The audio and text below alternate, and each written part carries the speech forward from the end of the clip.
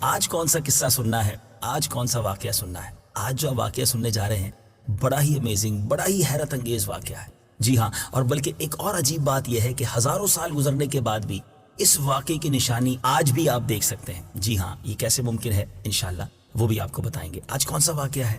بات ہوگی اصحاب کہف کی۔ جی ہاں، غار والے ساتھیوں کی بات ہوگی۔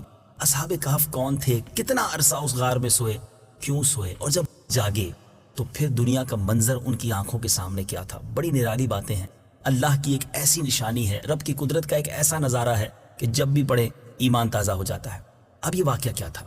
قرآنی واقعہ ہے، آئیے اچھی اچھی نیتوں کے ساتھ شامل ہو جائیے۔ حضرت عیسیٰ علیہ نبینا علیہ الصلوۃ والسلام کے آسمان پر اٹھائے جانے کے بعد لوگ بت پرستی کرنے لگے اور دوسروں کو بھی بت پرستی پر مجبور کرنے لگے۔ خصوصاً ان کا بادشاہ، ان کا ایک بادشاہ دقیانوس تو اس قدر ظالم تھا کہ جو شخص بت پرستی سے انکار کرتا تھا یہ اس کو قتل کر ڈالتا تھا۔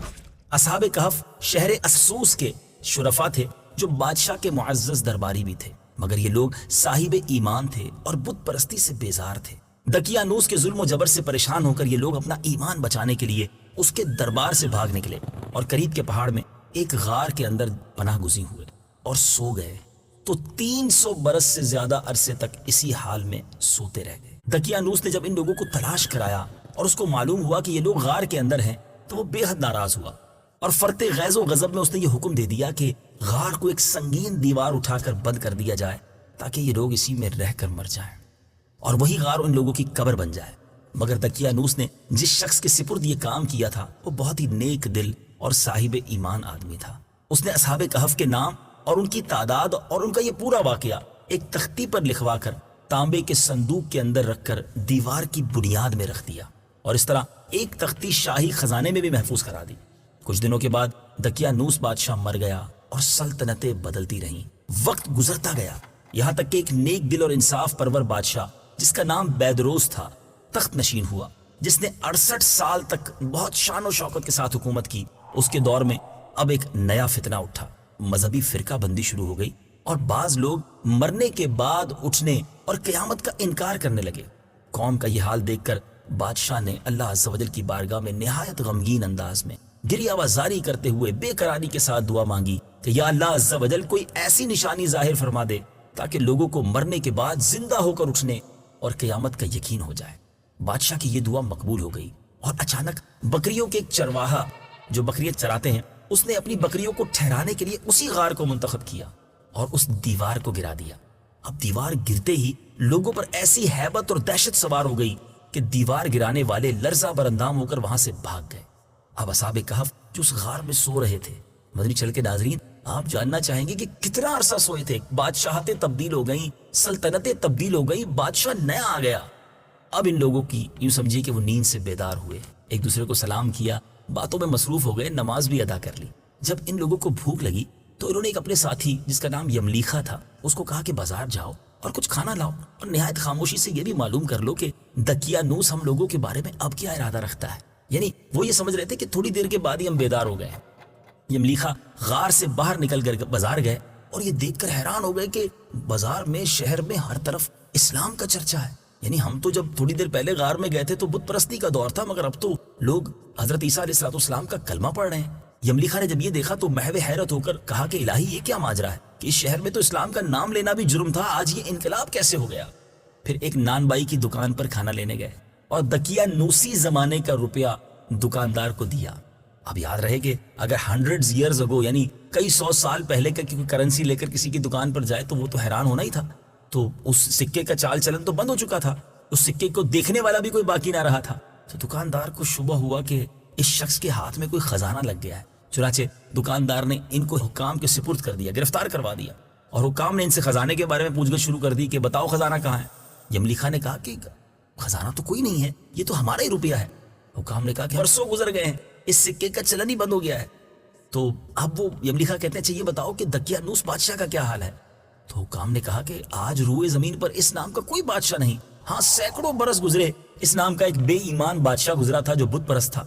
یملیخا نے کہا کہ ابھی کل ہی تو ہم لوگ اس کے خوف سے اپنے ایمان اور جان کو بچا کر بھاگے تھے، میرے ساتھی بھی یہاں قریب ایک غار میں موجود ہیں، تم لوگ میرے ساتھ چلو، میں تم لوگوں کو ان سے ملا دوں۔ چنانچہ حکام اور عمائدین یعنی شہر کے جو شرفا تھے وہ کثیر تعداد میں اس غار کے پاس پہنچے اچھا وہاں اصحاب کہف جو ہے وہ یملیخا کے انتظار میں تھے کہ وہ کھانا لے کر آئیں گے، لیکن جب ان کی واپسی میں دیر ہو گئی تو لوگوں نے خیال کیا کہ شاید یملیخا گرفتار ہو گئے ہیں، اور جب غار کے منہ پر بہت سے آدمیوں کا شور و غوغا ان لوگوں نے سنا تو سمجھ بیٹھے کہ غالباً دقیانوس کی فوج ہماری گرفتاری کے لیے آن پہنچی۔ تو یہ لوگ نہایت اخلاص کے ساتھ ذکر الہی اور توبہ و استغفار میں مشغول ہو گئے۔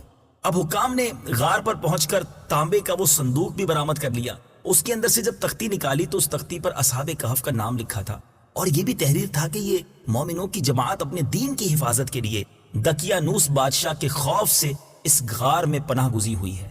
تو دقیانوس نے خبر پا کر ایک دیوار سے لوگوں کو غار میں بند کر دیا ہے۔ ہم یہ حال اس لیے لکھتے ہیں کہ جب بھی یہ غار کھلے تو لوگ اصحاب کہف کے حال پر مطلع ہو جائیں۔ حکام جو تھے وہ تختی کی عبارت پڑھ کر حیران رہ گئے، اور ان لوگوں نے اپنے بادشاہ بیدروس کو اس واقعے کی اطلاع دی۔ اللہ غنی، فوراً ہی بیدروس بادشاہ اپنے امراء اور عمائدین شہر کو لے کر غار کے پاس پہنچا تو اصحاب کہف نے غار سے نکل کر بادشاہ سے معانقہ کیا اور اپنی ساری داستان بیان کی۔ بیدروس بادشاہ سجدے میں گر کر اللہ عز و جل کا شکر ادا کرنے لگا کہ میری دعا قبول ہو گئی، اور اللہ تعالیٰ نے ایسی نشانی ظاہر کر دی جس سے موت کے بعد زندہ ہو کر اٹھنے کا ہر شخص کو یقین ہو گیا۔ اصحاب کہف بادشاہ کو دعائیں دینے لگے کہ اللہ تعالیٰ تیری بادشاہی کی حفاظت فرمائے، اب ہم تمہیں اللہ کے سپرد کرتے ہیں۔ پھر اصحاب کہف نے السلام علیکم کہا اور غار کے اندر چلے گئے اور سو گئے، اور اسی حالت میں اللہ تعالیٰ نے ان لوگوں کو وفات دے دی۔ بادشاہ بیدروس نے سال کی لکڑی کا صندوق بنا کر اصحاب کہف کی مقدس لاشوں کو اس میں رکھوا دیا، اور اللہ تعالیٰ نے اصحاب کہف کا ایسا روب لوگوں کے دلوں میں پیدا کر دیا کہ کسی کی یہ مجال نہیں کہ غار کے منہ تک جا سکے۔ اس طرح اصحاب کہف کی لاشوں کی حفاظت کا اللہ تعالیٰ نے سامان کر دیا۔ پھر بیدروس بادشاہ نے غار کے منہ پر ایک مسجد بنوا دی اور سالانہ ایک دن مقرر کر دیا کہ تمام شہر والے اس دن عید کی طرح زیارت کے لیے آیا کریں۔ میٹھے میٹھے اسلامی بھائیوں، اصحاب کہف کتنے؟ اصحاب کہف کی تعداد میں جب لوگوں کو اختلاف ہوا تو یہ آیت قرآن پاک میں نازل ہوئی۔ آئیے تلاوت قرآن سنتے ہیں۔ قل ربی اعلم بعدتهم ما يعلمهم الا قلیل۔ ترجمہ، تم فرماؤ میرا رب ان کی تعداد خوب جانتا ہے، انہیں بہت تھوڑے لوگ جانتے ہیں۔ حضرت عبداللہ ابن عباس رضی اللہ تعالیٰ عنہ نے فرمایا کہ میں انہی کم لوگوں میں سے ہوں جو اصحاب کہف کی تعداد کو جانتے ہیں۔ پھر آپ نے فرمایا کہ اصحاب کہف کی تعداد 7 ہے اور 8واں ان کا کتا ہے۔ قرآن مجید فرقان حمید میں اصحاب کہف کا یہ حیرت انگیز واقعہ کن الفاظ میں موجود ہے؟ آئیے تلاوت بھی سنتے ہیں، ترجمہ بھی سنتے ہیں۔ ام حسبت ان اصحاب الكهف والرقیم كانوا من آیاتنا عجبا۔ ترجمہ، کیا تمہیں معلوم ہوا کہ پہاڑی غار اور جنگل کے کنارے والے وہ ہماری نشانیوں میں سے ایک عجیب نشانی تھے۔ اذ اوى الفتية الى الكهف فقالوا ربنا آتنا من لدنك رحمة وهيئ لنا من امرنا رشدا۔ ترجمہ، جب ان نوجوانوں نے ایک غار میں پناہ لی پھر کہنے لگے اے ہمارے رب، ہمیں اپنے پاس سے رحمت عطا فرما اور ہمارے لیے ہمارے معاملے میں ہدایت کے اسباب مہیا فرما۔ فضربنا على آذانهم في الكهف سنين عددا۔ ترجمہ، تو ہم نے اس غار میں ان کے کانوں پر گنتی کے کئی سال پردہ لگا رکھا۔ ثم بعثناهم لنعلم أي الحزبين أحصى لما لبثوا أمدا۔ ترجمہ، پھر ہم نے انہیں جگایا تاکہ دیکھیں کہ 2 گروہوں میں سے کون ان کے ٹھہرنے کی مدت زیادہ درست بتاتا ہے۔ نحن نقص عليك نبأهم بالحق إنهم فتية آمنوا بربهم وزدناهم هدى۔ ترجمہ، ہم آپ کے سامنے ان کا ٹھیک ٹھیک حال بیان کرتے ہیں، بے شک وہ کچھ جوان تھے جو اپنے رب پر ایمان لائے اور ہم نے ان کی ہدایت میں اضافہ کر دیا۔ میٹھے میٹھے اسلامی بھائیوں، اصحاب کہف کے نام کیا؟ ان کے ناموں میں بھی بہت اختلاف ہے۔ حضرت علی رضی اللہ تعالیٰ عنہ سے روایت ہے کہ ان کے نام یہ ہیں: یملیخا، مکشلینا، مشلینا، مرنوش، دبرنوش، شاذنوش، اور 7واں چرواہا تھا جو ان لوگوں کے ساتھ ہو گیا تھا۔ حضرت علی رضی اللہ تعالیٰ عنہ نے اس کا ذکر نہیں فرمایا، اور ان لوگوں کے کتے کا نام قطمیر تھا، اور ان لوگوں کے شہر کا نام افسوس تھا، اور تفسیر ساوی میں لکھا ہے کہ اصحاب کہف کے نام یہ ہیں: مقسم لینا، یملیخا، تونس، نینوس، ساریونس، ذو نوانس، فلسطیونس۔ یہ آخری چرواہے تھے جو راستے میں 7 کو لیے تھے، اور ان لوگوں کے کتے کا نام قطمیر تھا۔ اصحاب کہف کے ناموں کے بھی خواص ہیں، اس کی بھی برکتیں ہیں۔ جی ہاں، کہ اصحاب کہف کے ناموں کا تعویذ بھاگے ہوئے کو بلانے کے لیے اور دشمنوں سے بچ کر بھاگنے کے لیے، آگ بجھانے کے لیے کپڑے پر لکھ کر آگ میں ڈال دیں، سبحان اللہ، تیسرے دن آنے والے بخار کے لیے، خشکی اور سمندر میں سفر محفوظ ہونے کے لیے، مال کی حفاظت کے لیے، عقل بڑھنے کے لیے، گناہ گاروں کی نجات کے لیے۔ سبحان اللہ، اللہ والوں کے نام میں کتنی برکت ہوا کرتی ہے۔ اب آئیے سنتے ہیں قرآن پاک ہی سے کہ یہ اصحاب کہف کتنے دنوں تک سوتے رہے۔ قرآن پاک کی آیت سنیے۔ وَلَبِثُوا فِي كَهْفِهِمْ 300 سِنِينَ وَازْدَادُوا 9۔ ترجمہ: اور وہ اپنے غار میں 300 سال ٹھہرے اور 9 سال زیادہ۔ جب یہ آیت نازل ہوئی تو کفار کہنے لگے کہ ہم 300 برس کے متعلق تو جانتے ہیں کہ اصحاب کہف اتنی مدت تک غار میں رہے، مگر ہم 9 برس کو نہیں جانتے۔ تو پیارے آقا علیہ الصلوۃ والسلام نے فرمایا تم لوگ شمسی سال جوڑ رہے ہو، اور قرآن مجید نے قمری سال کے حساب سے مدت بیان کی ہے، اور شمسی سال کے ہر 100 برس میں 3 سال قمری بڑھ جاتے ہیں۔ میٹھے میٹھے اسلامی بھائیوں، عجیب و غریب واقعہ ہے نا؟ آپ نے سنا، اللہ کی شان ہے۔ اس واقعے سے ہمیں سیکھنے کو کیا ملا؟ آئیے کچھ مدنی پھول پیش کرتا ہوں کہ مرنے کے بعد زندہ ہو کر اٹھنا حق ہے، اور اصحاب کہف کا واقعہ اس کی نشانی اور دلیل ہے جو قرآن مجید میں موجود ہے۔ نمبر 2، جو اپنے دین و ایمان کی حفاظت کے لیے اپنا وطن چھوڑ کر ہجرت کرتا ہے، اللہ تعالیٰ غیب سے اس کی حفاظت کا ایسا سامان فرما دیتا ہے کہ کوئی اس کے بارے میں سوچ بھی نہیں سکتا۔ نمبر 3، اللہ والوں کے ناموں میں برکت اور نفع بخش تاثیرات ہوتی ہیں۔ نمبر 4، بیدروس ایک ایماندار اور نیک دل بادشاہ نے اصحاب کہف کے غار کی زیارت کے لیے سالانہ 1 دن مقرر کیا۔ اس سے معلوم ہوا کہ بزرگان دین کے عرس کا دستور بہت قدیم زمانے سے چلا آ رہا ہے۔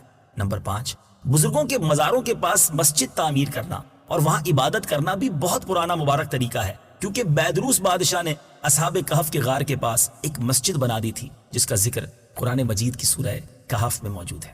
میٹھے میٹھے اسلامی بھائیوں، قرآن مجید کی کیا بات ہے! کیسے پیارے، کیسے حیرت انگیز واقعات، اور پھر ان واقعات میں کتنے خوبصورت ہمارے لیے میسیجز ہیں۔ قرآن پڑھیے، قرآن کے نور سے اپنے دلوں کو منور کیجیے، قرآن پاک کو سمجھنے کی کوشش کیجیے۔ میٹھے میٹھے اسلامی بھائیوں، سلسلے کے اختتام پر اصحاب کہف کا غار آپ کو نہ دکھائیں؟ آئیے اصحاب کہف کا غار بھی دیکھیے، وہ جو مسجد جس کا ذکر قرآن میں موجود ہے، جو اصحاب کہف کے غار کے ساتھ ہی بنائی گئی تھی، اس مسجد کا بھی دیدار کیجیے اور اللہ کی قدرت کا نظارہ اپنی آنکھوں سے دیکھیے۔